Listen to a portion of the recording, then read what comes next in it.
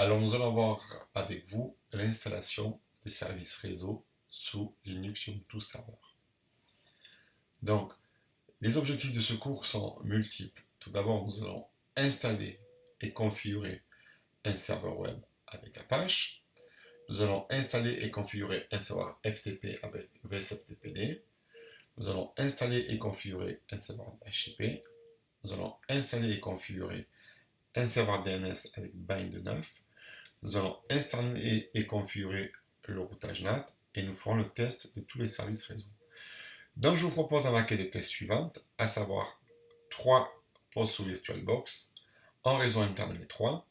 Nous aurons donc un Linux Ubuntu Server en 192.2.1 avec un masque par défaut 3x255.0 et un DNS qui correspond à son adresse IP en 127.0.0.1.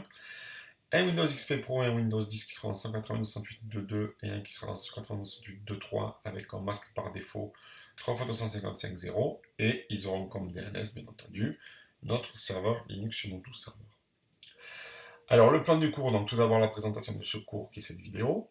Nous verrons la configuration IP de Linux Ubuntu Server et des postes clients. Et nous installerons donc Apache. Nous verrons la configuration d'Apache pour le serveur web. Nous installerons également VSFTPD qui est le serveur FTP. Nous le configurerons et nous testerons le serveur web et le serveur FTP depuis les postes clients. Nous installerons et configurons également un serveur DHCP en faisant tout d'abord l'installation, en configurant le serveur DHCP les options étendues. Nous configurerons les réservations d'adresse, les exclusions et la durée des bails et nous ferons un test du serveur DHCP depuis les postes clients. Nous verrons également la configuration d'un serveur et l'installation d'un serveur DNS avec Bind9. Nous installerons le service Bind9, nous configurerons le serveur DNS et nous testerons le serveur DNS depuis les postes clients. Et nous finirons par du routage NAT pour partager la connexion Internet, où nous remettrons à jour les cartes réseau en fonction des différents scénarios. Nous ferons également une mise à jour des configurations précédentes du fichier de configuration du serveur DHCP. Et nous verrons le routage NAT sans redirection DNS et nous testerons depuis les postes clients. Et nous verrons également la configuration de la redirection DNS avec le forwarding et nous testerons les postes clients pour le routage NAT et nous finirons par une petite conclusion. Deux scénarios, donc au niveau d'abord du cahier des charges, donc nous aurons donc le serveur web qui sera stocké dans /home/web avec une page par défaut qui sera bienvenue.html.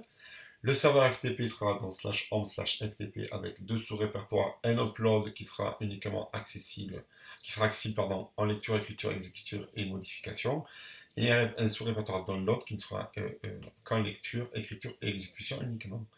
Une page de distribution de DHCP où nous irons de 192.68.2.10 à 192.68.2.20 pour la carte réseau de Linux Ubuntu Server avec, on verra les options étendues, comment on les configure, et un serveur DNS où nous aurons comme hôte www.david.com qui pointera vers mon serveur web et un autre ftp.david.com qui pointera vers mon serveur FTP.